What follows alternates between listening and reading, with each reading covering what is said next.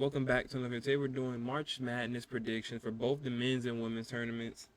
And let's get right into it. First, doing Duke versus Siena. For Duke, they bring in the top five offense and defense. They just won the ACC championship, and I do think this is a team that's gonna go to the championship or the Final Four. The only thing right now in their bracket who could possibly give us some trouble is St. John's, but we'll get to that when we get to that. But right now for Duke, this is a team who's been one of the best in the country, elite offensive rebound, and the only negative I can find about them is their free throw shooting. Other than that, they're arguably one of the best teams in the country. They do get Patrick Njobu back. That first game against Siena, but Kayla Foster will be out for majority of the tournament with a broken foot. For Siena, for Jerry McNamara's team, they lean on a small rotation to play big minutes, which could be a problem against Duke. Factor in that Duke plays big ball. You have Cameron Boozer, Patrick Njobu coming back, and they're already an elite rebounding team offensively. Um, Especially for a Siena team that relies heavily on scoring inside of the paint. But they do have their sophomore guard, Galvin Dointy, with 17 points, who's averaging 17 points right now, who can help them. They also have their senior forward, Brandon Koyu. In between Koyu and Dointy, those are their two best three-point shooters on the team. But I just don't see Siena doing anything to Duke. Just factoring in that they play a lot of small ball, and Duke is very physical and very sized. So this is I feel like a very easy win for Duke. Going over to Ohio State and TCU. Now this should be a really good one. TCU's the more of a defensive level. They lead with their defense. They turn over opponents with high frequency. As 5 players on the team average at least 1 steals a game. On the offensive end, they're kind of more well balanced. Everybody on their starting lineup averages 8 points, or not everybody on their starting line. Every 8 players on their team average 8 points or more, and they're led by their sophomore forward David Punch.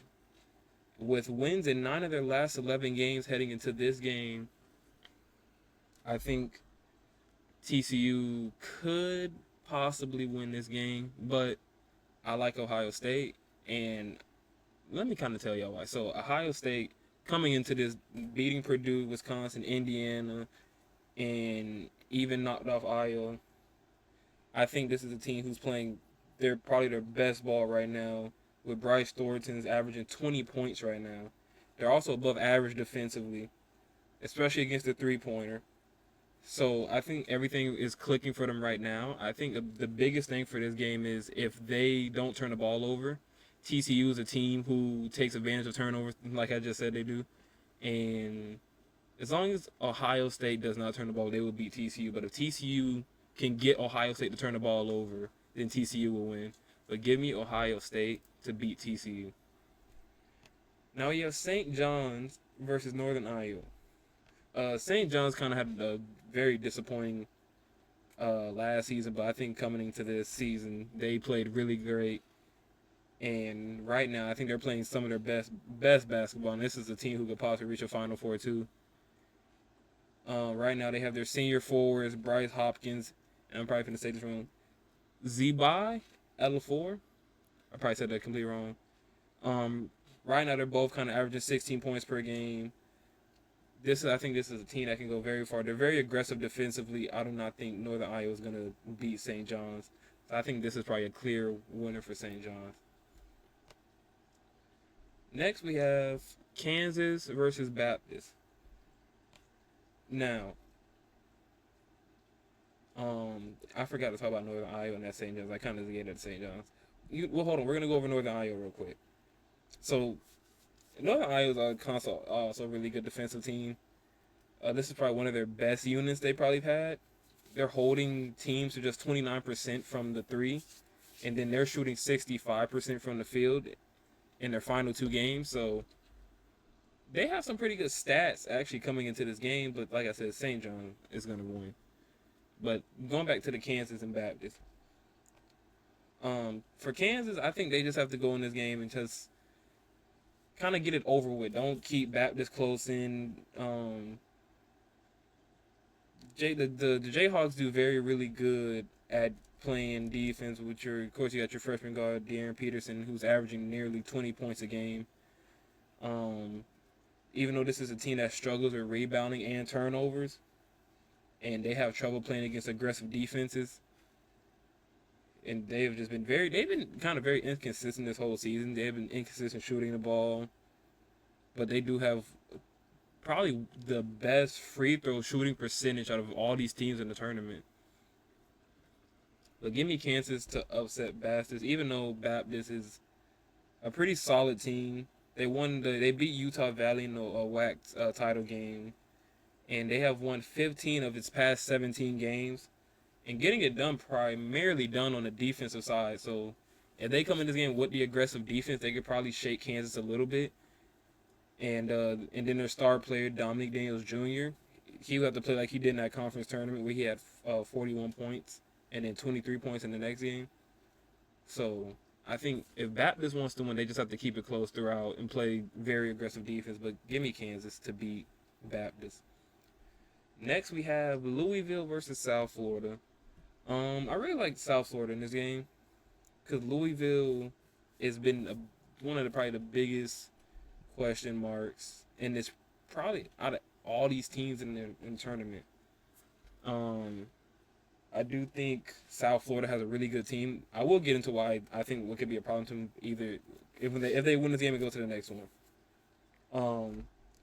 For Louisville, they do not have their star guard and Mikael Brown Jr., who missed the ACC tournament.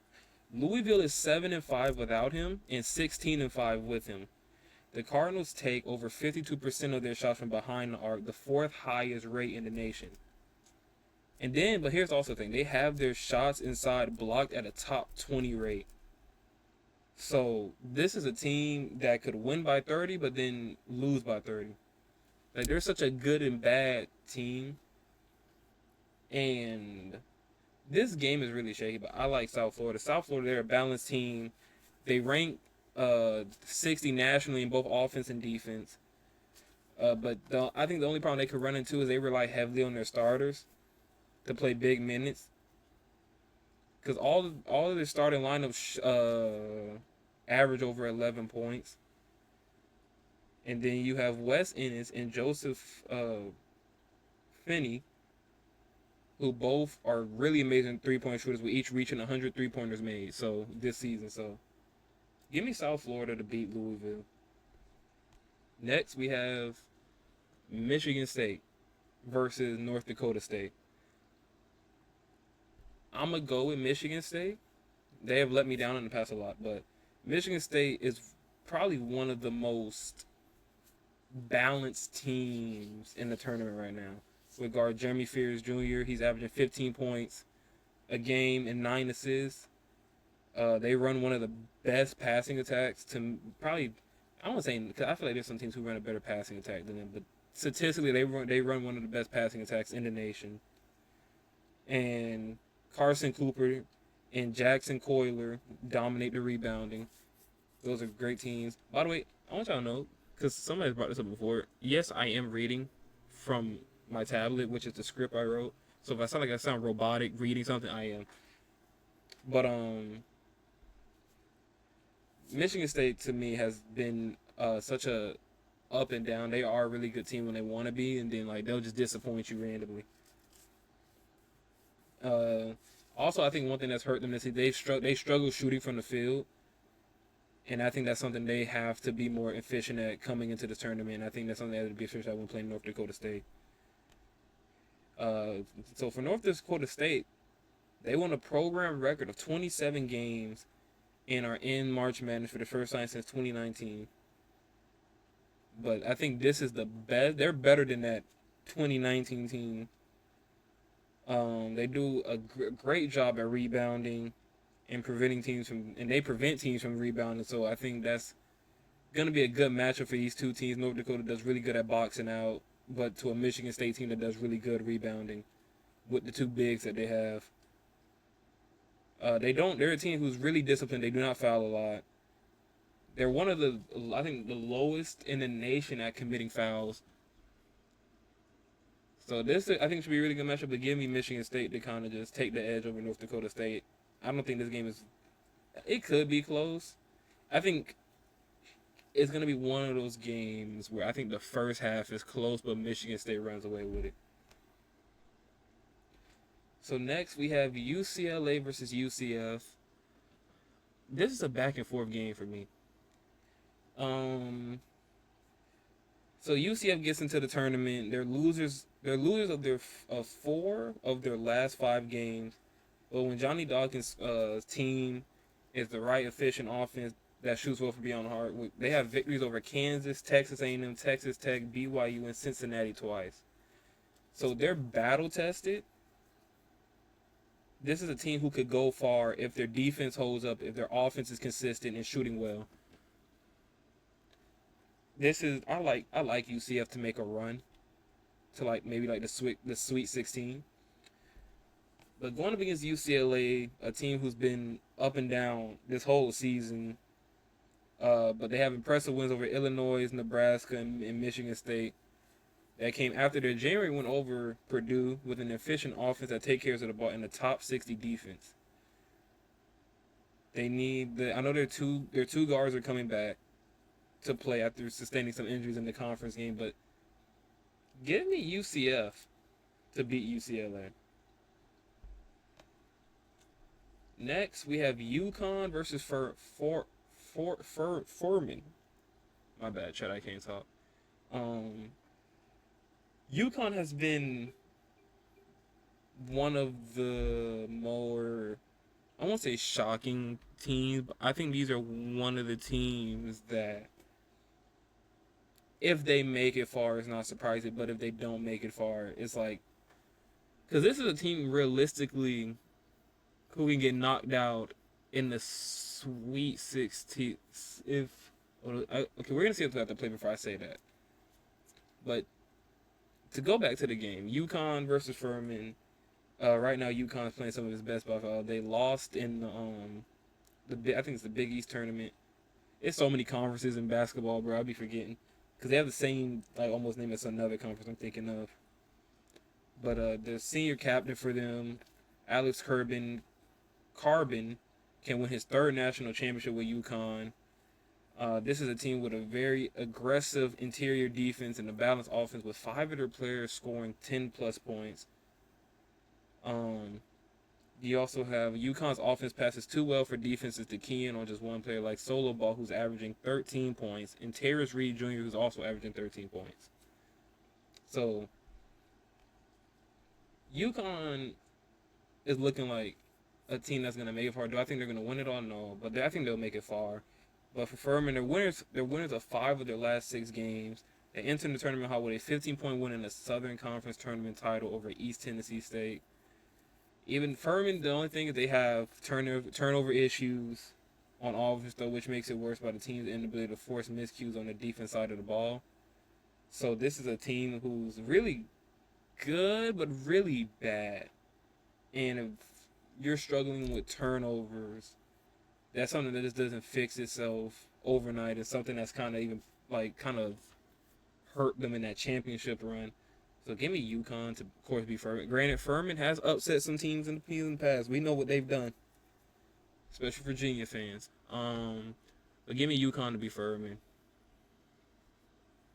Next, we have Florida, and either they'll play, I think, Perry View, or I don't know. I ain't gonna lie, I don't know how to pronounce it. I'm not gonna even try. I like Florida. I'm a Florida fan. I think I'm going to pick Florida. But I will say this about Florida. Florida coming to this game was on a 12-game winning streak until we lost to Vanderbilt. In our last 2 games, we were not shooting the ball well. We really could have lost to Kentucky if Kentucky just played like a little bit better. Because we played really bad. Like, this reminded me of the Florida from the first half of the season. But I think we can turn it up now and kind of just get it going. Hopefully. I think we just need... I want... Y'all to let me know, but I want Xavier Lee taking more shots. I like his little step back 3 he has. I think that is such a hit and miss move for him, though. Because when he's hitting. But when he's hitting the side of the rim, it's like, okay, bro, stop shooting that. Boogie Flynn, I think, has really come along. I'm gonna be so honest with you. Boogie Flynn, and no one's really giving the props. Boogie Flynn has been one of the best guards in this last stretch of the season in the country. He's scoring way better than what he's done in the first half of the season. He feels like he's comfortable now, and I feel like he's getting comfortable at the right time. Of course, you have Thomas Houck and Ruben Changulu. Like, we have two of the best bigs in the country. I do feel like we can make a run and somehow find ourselves in the national championship again. So give me Florida to win whoever we face between those two. Now, going into the Clemson versus Iowa. I don't know. I'm back and forth on this game.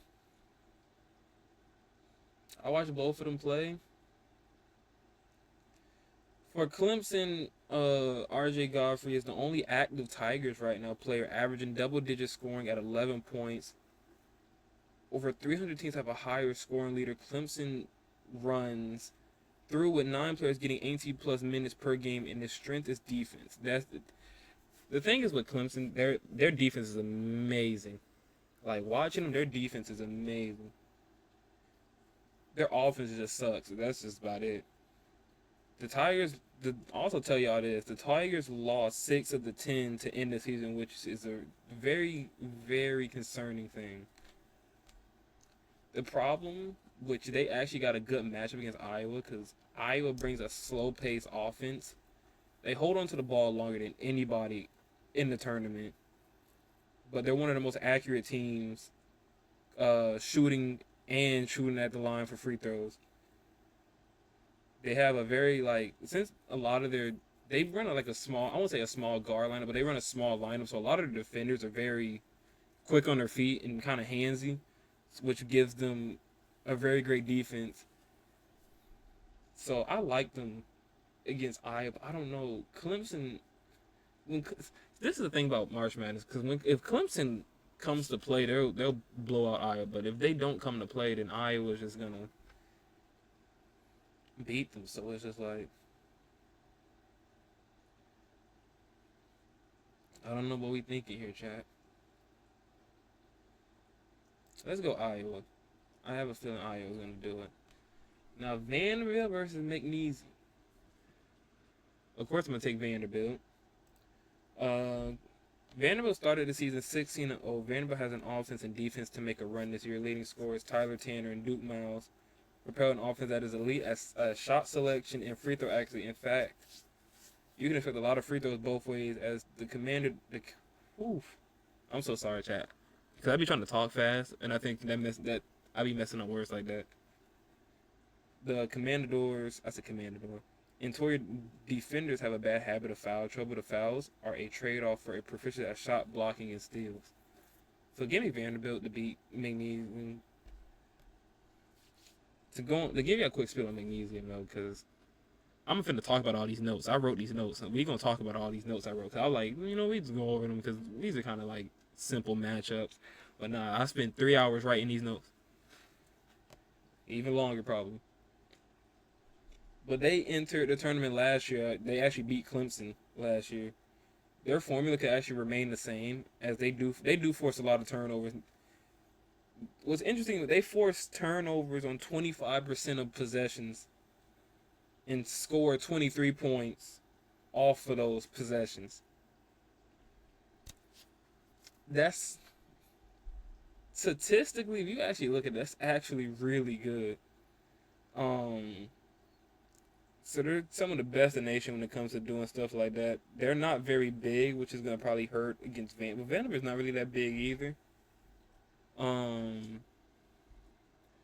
But I don't think they just match up well against Vanderbilt. And that duo between Duke Miles and Tanner has just been unbelievable. I watched them firsthand blow out Florida. So give me Vanderbilt.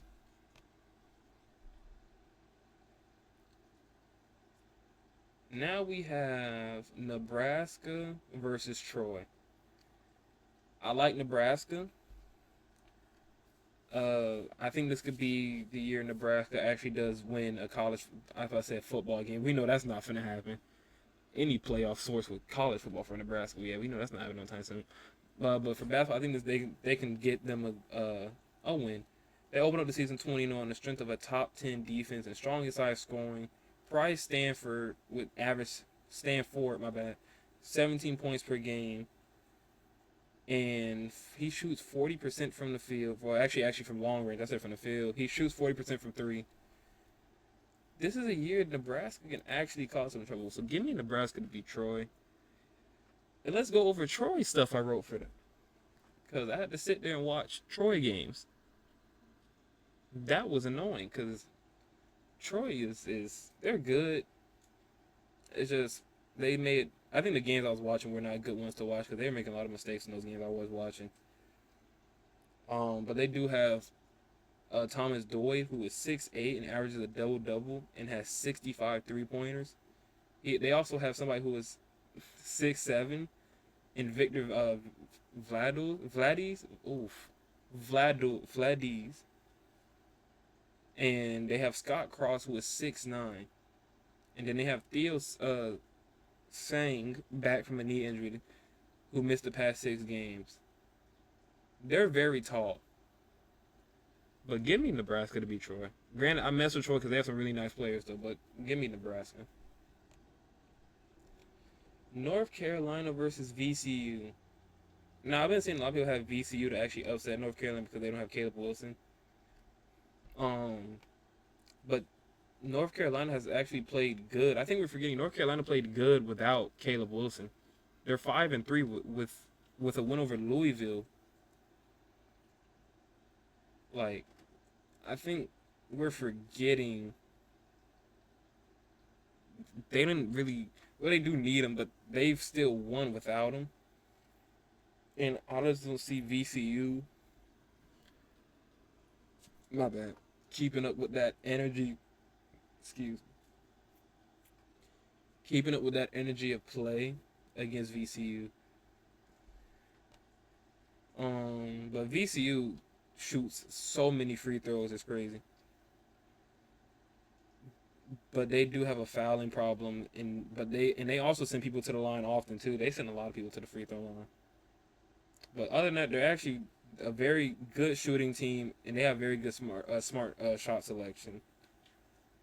They run a lot of quick, small lineups, and that opens up to very interior defense which North Carolina can take advantage of. But should I get on the bandwagon of saying VCU is gonna upset North Carolina? Give me North Carolina. I'm gonna make another bracket after this chat. I'm gonna pick VCU. Next, we have Illinois versus Penn, which is Pennsylvania. Of course, I'm gonna take Illinois.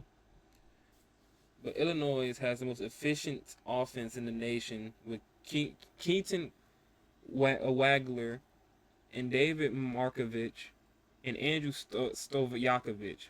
I probably said I said that right. This group makes it very difficult for defense to focus on any of them. Defensively, the Fighting Illinois are among the best in the nation at forcing turnovers, and they stay out of foul trouble. Illinois relies on its hot shooting from three-point range, but can have trouble with quick defenses. So I don't think they're going to struggle against Pennsylvania, though. But for Pennsylvania, though, they stand out of their ability to shoot the three really well, which is very funny. But they also struggle to defend it, too. They make 30% of their shots from long range while holding opponents to 31%. Senior Ethan Roberts leads the team in scoring with 16 points per game, but missed the I-League tournament with a concussion. Forwards TJ Powers stepped up in a big way by scoring 44 in the title game, but Penn will need Roberts to make a comeback in that game for them to at least have a chance against Illinois. Next, we have St. Mary's versus Texas A&M. This is a tough one. St. Mary's is really, really, really an interesting matchup because they're very good defensively. I think it's just because Texas, I don't know how they just match up against Texas A&M because these are two entirely like different of how their schemes are ran. I want to say St. Mary, but then I could see Texas A&M winning.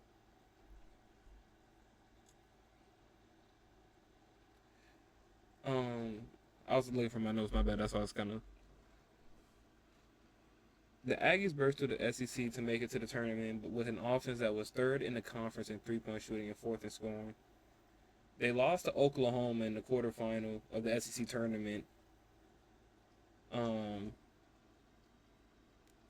they kind of made it. I don't even know how they. How did they make? I can't remember what their record finished. Kind of like Auburn was complaining about making it, but we don't really. Auburn say they had the hardest schedule yet. They lost 16 games.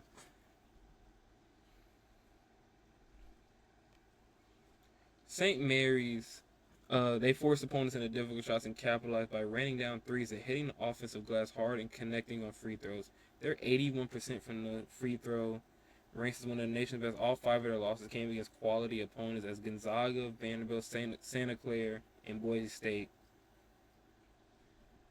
Give me St. Mary's to beat Texas A&M. Next, we have Houston versus Idaho. Of course, we're going to take Houston. They have arguably one of the best defenses I've ever seen. They force turnovers at a top 15 rate in the entire country. Offensively, they've been able to just in Kingston, they found a freshman offensive guard offensively for them who helps them in Kingston Flangins, averaging 16 points and 5 assists. I really like Houston. I like their defensive. Going to the West now. We have Arizona versus Long Island. I'm gonna take Arizona, of course. Long Island won the NEC title. The only problem is Long Island, they turned the ball over a lot and struggled at the free throw line. I don't think this is gonna be a close game at all. They do rank top 20 in block rating and top 50 in steal ratios. So y'all can take with that. Oh, and Jamal Filler averages 16 points. I want to be so honest with y'all. These games like this, I'm like, this is just a clear winner. Next, we have Villanova versus Utah State. Give me Utah State to beat Villanova. Villanova is a team right now to me they're good, but I think they got a very bad first matchup in that round of 64 against Utah State. So I do think Utah State can beat Villanova at least.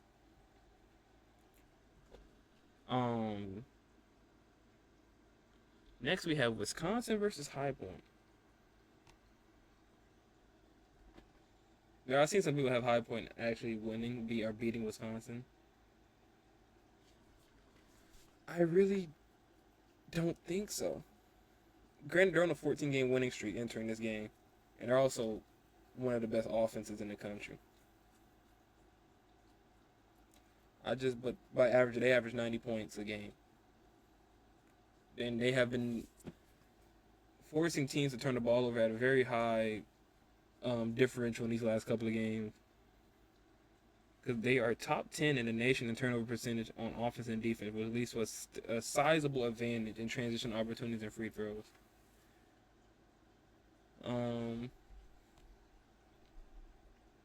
For Wisconsin, they're led by senior guard Nick Boyd, and the Badgers average the third highest points per game with 83 points and the most three-pointers, with shooting 11 three-pointers in the Big Ten this season.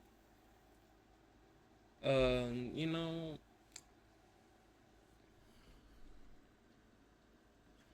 give me Wisconsin. Next, we have Arkansas, the SEC champions, Arkansas versus Hawaii. Give me Arkansas. Right now, they've been actually playing really good. Granted, we blew them out. Of course we did. But Darius Ucko Jr. is averaging 22 points right now while adding 6 assists to that. They don't really shoot threes like that often, but they are very accurate when they do shoot threes. Defensively, they're kinda. I won't say kinda good, and their interior defense is not that good, but more outside, they're more good. So I give me Arkansas to be Hawaii. Gonzaga, oh no, BYU versus either Texas or NC State. Give me BYU. Gonzaga versus Kennesaw State. We're gonna kind of go through this because this video is already 30 minutes. I don't want this to be an hour-long video. So let's go with Gonzaga. Miami versus Missouri. Give me Miami. Give me Purdue. Give me Michigan. I don't. You know what? I think St. Louis is gonna beat Georgia. Give me Texas Tech versus how about to say that wrong? Give me Alabama. I think they did Miami, Ohio so dirty. But give me Tennessee has been playing alright. Yeah, I just heard my ESPN in the background. Give me Tennessee. Virginia, Kentucky, and Iowa State. And now for the round of 32, Duke versus I'm about to say Iowa State again. Ohio State. I like Duke to win that one. I think Ohio State, that's where their run kind of ends at. St. John's versus Kansas, that's where Kansas runs out. Once they run into a good team, it's over with. South Florida versus Michigan State. I don't know what Michigan State we're getting. That's the problem. Give me... I'm going to go Michigan State. And then give me UConn. Florida versus Iowa, give me Florida. Vanderbilt versus Nebraska, give me Vanderbilt. Illinois versus North Carolina, give me Illinois. Houston versus St. Mary's, give me Houston. Michigan versus St. Louis, give me Michigan. Texas Tech versus Alabama, give me Texas Tech. Tennessee versus Virginia, give me Virginia. And then Kentucky versus Iowa State, give me Iowa State. And then Duke versus St. John's.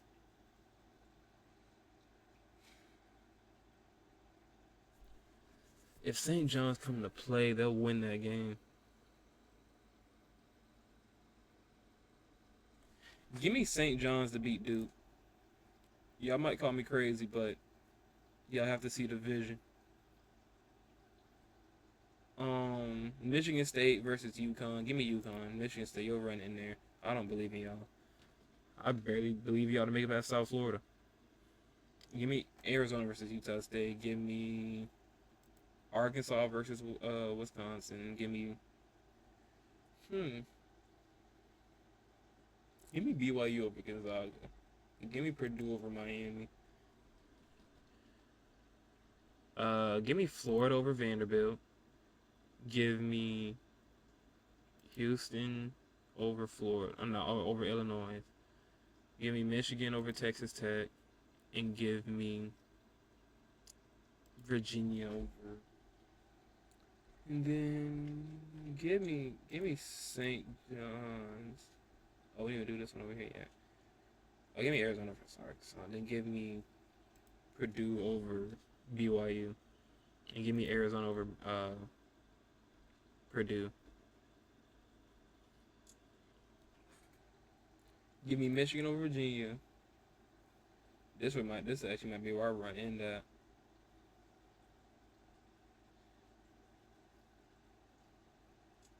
Give me Florida because I'm a Florida fan. Final four. Give me Michigan to beat Arizona, and give me Florida to beat St. John's, and give me Florida to win the championship. And just like that. Submit that one.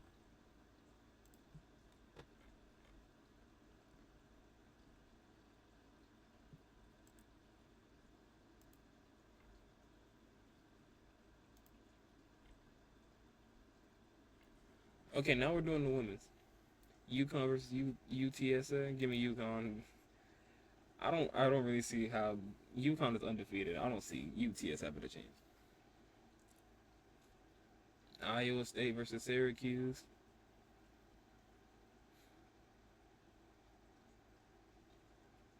Audie Crooks could give him 40, but she'll give him 50. That's my whole thing with Audie Crooks. She is a great player offensively. Defensively, she is a cone. Give me Iowa State. Maryland versus Murray State. Give me Maryland. North Carolina versus Western Illinois. Give me North Carolina. Notre Dame versus Fairfield. Give me Notre Dame. Ohio State versus Howard. Give me Ohio State. Illinois versus Colorado. Give me Colorado. They've been playing pretty solid, actually. Vanderbilt versus High Point. Give me Vanderbilt. We ain't got to talk about that. South Carolina. Give me USC to beat Clemson. Give me Michigan State to beat Colorado State. They're not really that good. That Colorado State compared to Michigan State. Oklahoma, Washington, TCU. This is really easy. Watch I say it. Somebody here gonna blow the ticket.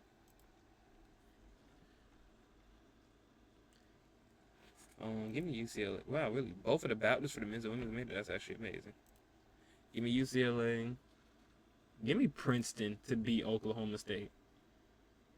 Ole Miss, Minnesota. I really like this Minnesota team. I really want to see them go far. Granted, I think this is where they roll goes out, but we'll get to that. Baylor, Duke. Give me Texas Tech, LSU, Texas, Virginia. Give me Virginia Tech over Oregon. Kentucky.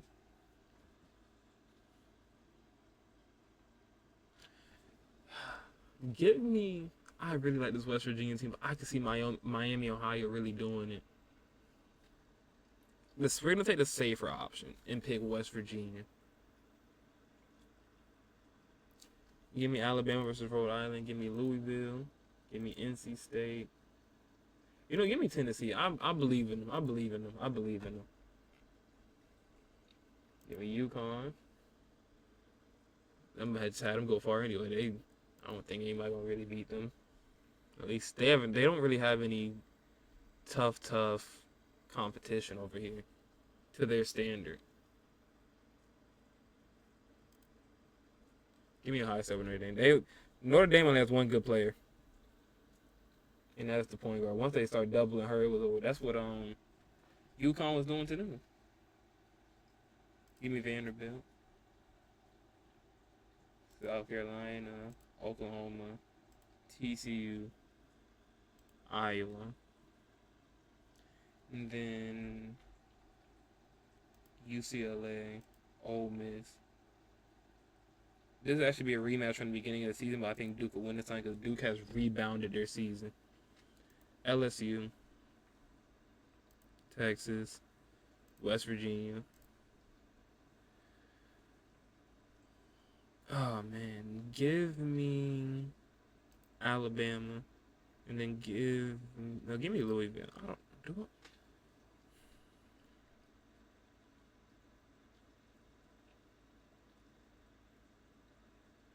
Yeah, give me Louisville. Then give me Michigan.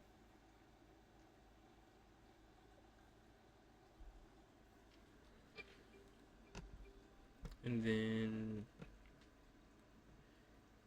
give me UConn, and then give me Vanderbilt. Give me UCLA. Give me LSU to beat Duke. A rematch where actually Oklahoma won that first matchup against South Carolina. But give me South Carolina to beat them this time. And give me Iowa to beat TCU. And again, Texas over West Virginia. And Michigan over Louisville. UCLA versus LSU. This is actually a rematch. And UCLA won the first matchup in that last year's March Madness. Give me UCLA to win again. I really like UCLA. And then give me UConn to beat Vanderbilt. And then give me South Carolina to beat Iowa. And then give me Texas to beat Michigan. And then give me UConn to beat South Carolina. And then give me UCLA to beat Texas. And then I have UConn going back to back. And there y'all go. Those are my predictions. I'm sorry I kind of sped through it. I hope you guys enjoyed this video. I'll be back with more sports. So I hope you guys enjoyed this video, and I will see y'all next time. Have a very, very blessed day.